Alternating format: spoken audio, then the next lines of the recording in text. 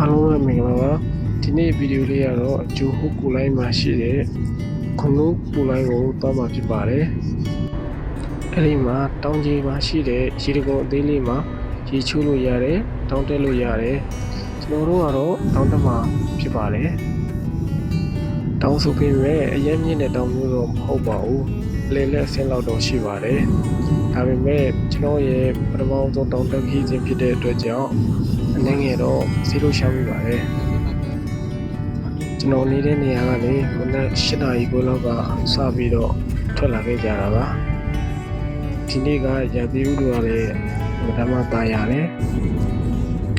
အမေဝဲရမှာဘူးလို့တပင်နေစစ်စစ်ဆိုလို့နဲ့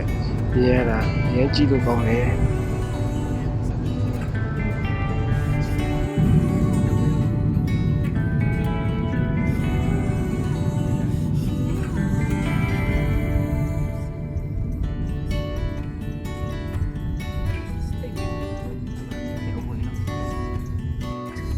ကဲရောက်ပါပြီ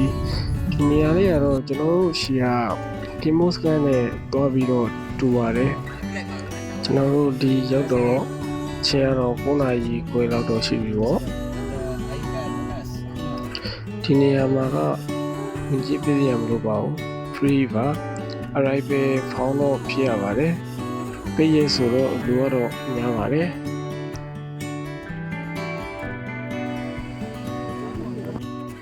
ကဲစပါပြီတောင်တက်ခီးစဉ်လေး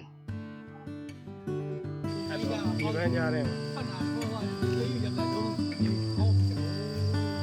ဝင်ချင်းမှာပဲစိမ့်သိဆူဆူနဲ့အေးအေးချမ်းချမ်းနဲ့ရက်မိုက်ပါတယ်ကျွန်တော်တို့အလုပ်တွေထဲမှာပဲအချိန်ကုန်နေတဲ့လူတွေခေါက်တော့ရောက်ပြနေလို့ထင်တယ်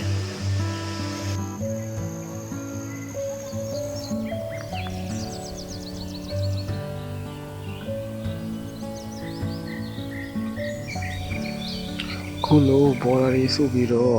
ခရီးတော့ရတာအရင်ပြောဖို့ကောင်းပါတယ်စကြနောက်ကြညှိခုံကြရင်းနေပေါ့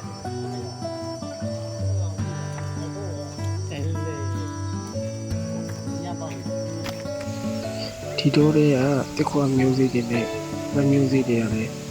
တော်တော်နာမည်ကြီးပါလေ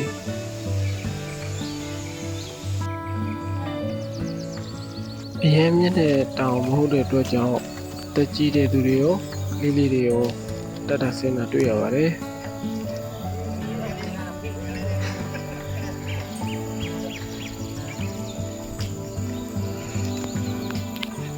မိုးလေးရတယ်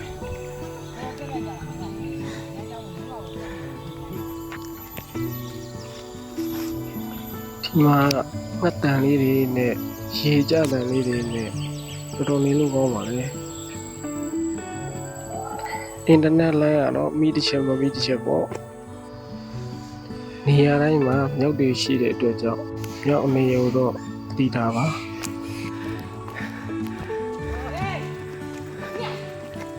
တောင်ကတချို့နေရာတွေမှာပြလေးဆိုပေမဲ့တချို့နေရာတွေကျတော့တော်တော်မှတ်ပါတယ်တော်တော်တက်ရပါတယ်ဒီမောင်းလုံးဆိုတော့တော်တော်ညောင်းပါတယ်နောက်ဆုံးတော့ရောက်ပါပြီဗီတာ600 location ကိုတောင်ပေါ်မှာတော့လေးလေးတစ်ဖြည်းဖြည်းပဲပေါ့တောင်ပေါ်ကနေခဏနေတော့ပြန်ဆင်းလာခဲ့တယ်ကျွန်တော်နိုင်မှတ်ထားတာဆိုလို့ရှိရင်2နာရီဝန်းကျင်တော့တက်ခရီးရကြာပါတယ်ပြန်ခီးမှာတော့ကျွန်တော်တို့ဒီစမ်းကြောင်းလေးမှာရေဝင်ဆင်းကြတယ်ဘာဝစမ်းချောင်းရေဖြစ်တဲ့အတွက်ကြောင့်ရေကတော့တော်တော်အေးတယ်ဒီနေ့ကတော့ကျွန်တော်ရဲ့အကောင်းဆုံးဖြစ်တဲ့နေ့ပဲဒီနေ့မှာတစ်ခုတတိထားမှာသင်ကြရင်တော့ကားကားရတာတော်တော်ခက်ပါတယ်ကိုယ်အစီအစဉ်နဲ့ကိုယ်ဆိုရင်တော့ပိုးပြီးအဆင်ပြေလိမ့်မယ်ဗီဒီယိုလေးကိုအဆုံးထိကြည့်ပြီးတဲ့အတွက်ကျေးဇူးတင်ပါတယ်